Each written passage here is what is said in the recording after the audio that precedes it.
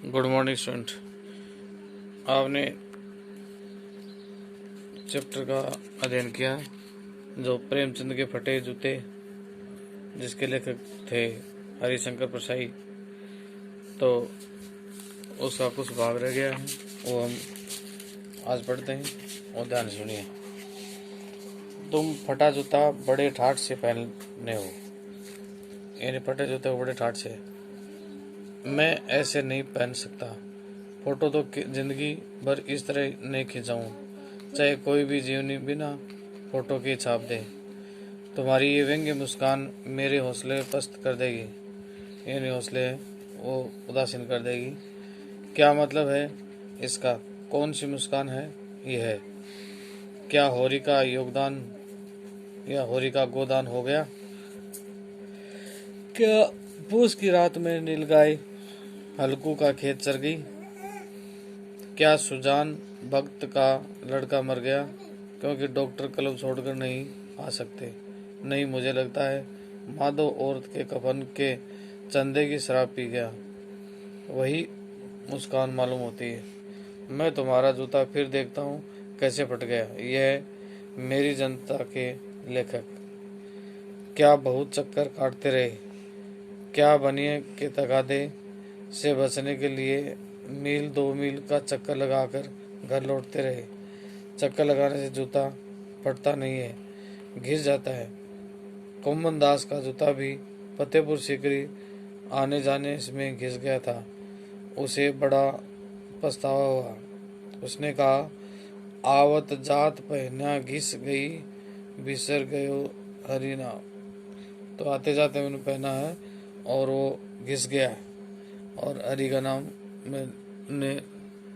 हरि का नाम है मैं लेता रहा। तो इस प्रकार ये फटे जूते उन्होंने पहन रखे। और ऐसे बुलाकर देने वालों के लिए कहा गया है था, जिनके देखे दुख उपजते है तिनको करबो परे सलाम। चलने से जूता घिसता फटता नहीं, तुम्हारा जूता कैसे फट गया? मुझे लगता है किसी सख्त चीज को ठोकर मारते रहे हो। कोई चीज जो परत पर परत सदियों में जम गई है, उसे शायद तुमने ठोकर मारकर अपना जूता फाड़ लिया। कोई टिल्ला जो रास्ते पर खड़ा हो गया था, उस पर तुमने अपना जूता आजमाया। तुम उसे बचाकर अब उसके बगल से भी तो निकल सकते थे। टिल्लों से समझौता भी तो हो जाता है। सभी नदियां पहाड़ थोड़ी ही फोड़ती हैं, कोई रास्ता बदलकर घूमकर भी तो चली जाती है। कुछ समझौता नहीं कर सकते। क्या तुम्हारी भी वही कमजोरी थी जो होरी को ले डूबी? वही नेम धर्म वाली कमजोरी। नेम धर्म उसकी भी जंजीर थी, मगर तुम जिस तरह मुस्कुरा रहे हो उससे लगता है कि शायद नेम धर्म तुम्हारा बंधन नहीं था, तुम्हारी मुक्ति थी। तुम्हारी ये पाँव की अंगुली मुझे संकेत करती सी लगती है, जिसे तुम घृणित समझते हो उसकी एक हाथ की नहीं, पाँव की अंगुली से इशारा करते हो। तुम क्या उसकी तरफ इशारा कर रहे थे हो जिसे ठोकर मारते मारते तुमने जूता फाड़ लिया? मैं समझता हूँ, तुम्हारा अंगुली का इशारा भी समझता हूँ, और ये व्यंग्य मुस्कान भी समझता हूँ। तुम मुझ पर या हम सभी पर हंस रहे हो, उस पर जो अंगुली सिपाही और तलवार घिसाए चल रहे हैं, उन पर जो टीले को बरका कर बाजू से निकल रहे हैं। तुम कह रहे हो मैंने तो ठोकर मार मार कर जूता फाड़ लिया था। अंगुली बाहर निकल गई थी, पर पाँव बच रहा है, और मैं चलता रहा। मगर तुम अंगुली को ढांकने की चिंता में तलवे का नाश कर रहे हो। तुम चलोगे कैसे? मैं समझता हूँ। मैं तुम्हारे फटे जूते की एक बात समझता हूँ। अंगुली का इशारा सर्वदा या समझता हूँ, तुम्हारी व्यंग्य मुस्कान समझता हूँ, तुम्हारी व्यंग्य मुस्कान समझता हूँ। तो इस प्रकार फटे जूते के बारे में उन्होंने वर्णन किया। अब बच्चे इनके प्रश्नोत्तर हैं। हरिशंकर परसाई ने प्रेमचंद का जो शब्द चित्र अपने सामने प्रस्तुत किया, उसमें प्रेमचंद के व्यक्तित्व की कौन कौन सी विशेषताएं उत्पन्न होती हैं। तो उसमें एक तो संघर्षशील लेखक। प्रेमचंद आजीवन संघर्ष करते रहे और उन्होंने मार्ग में आने वाली अनेक मुसीबतों को ठोकर मार करके रास्ते से हटा दिया।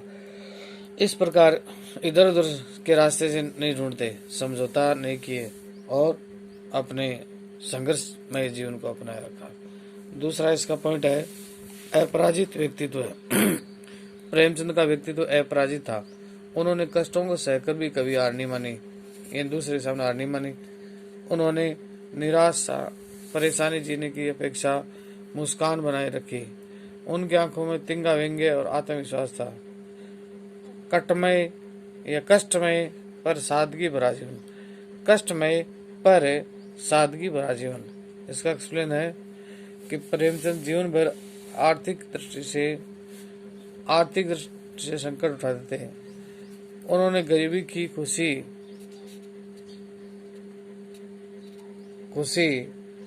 स्वीकार कर लिया था। वे बहुत सीधे साधे कपड़े पहनते थे। उनके पास पहनने को ठीक ठाक से जूते भी नहीं थे।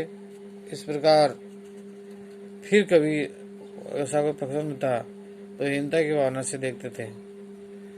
अगला है मर्यादातीत जीवन। प्रेमचंद ने जीवन भर मानवीय मर्यादाओं का पालन किया था।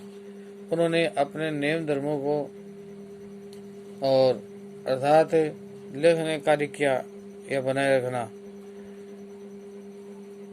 टाइम तो देखो, और इस प्रकार उनका जीवन अच्छा रहा। अगला प्रश्न है सही कथन के सामने सही का चिन्ह लगाना है। तो कथन इसमें दो ही सही हैं। एक तो गए वाला नहीं, कह वाला। कैसे? बाएं पांव का जूता फट गया तो मगर दाहिने के जूते बड़ा मिलता है। यानी बाएं पांव का जूता ठीक था मगर दाहिने जूते में बड़ा छेद मिल गया है जिससे अंगुली बाहर निकल आई है। तो ये उन्होंने पॉइंट चुना। क्यों चुना भी? इनका ऊपर सेंटेंस ये दे रखा था। डिड तो उसमें वो क्या था, सेंटेंस कैसा था जिसमें ऐसे शब्दों का प्रयोग हुआ था। तो इस प्रकार इसके प्रश्न है वो आप सुनते रहे। अगला है सही का निशान के लिए 2 के अंदर है ख। पहला तो गलत, दूसरा ख गए गलत, घ गलत। तो एक वाक्य इसमें सही है। दी पंक्तियों में निहित व्यंग्य को स्पष्ट करना है। तो ये पंक्तियां बड़ी व्यंग्यात्मक है जो पाठ के में अंदर आ गई है, हम पढ़ेंगे तो ये पंक्तियों का ध्यान में जाएगा। तो इस प्रकार ये सारे प्रश्न ऐसे ही हैं जो पढ़ते पढ़ते आप लोग आ जाएंगे। नहीं आएगा तो हम देखेंगे बाद में। तब तक के लिए अगली वीडियो के लिए आप वेट कीजिए। थैंक यू, धन्यवाद।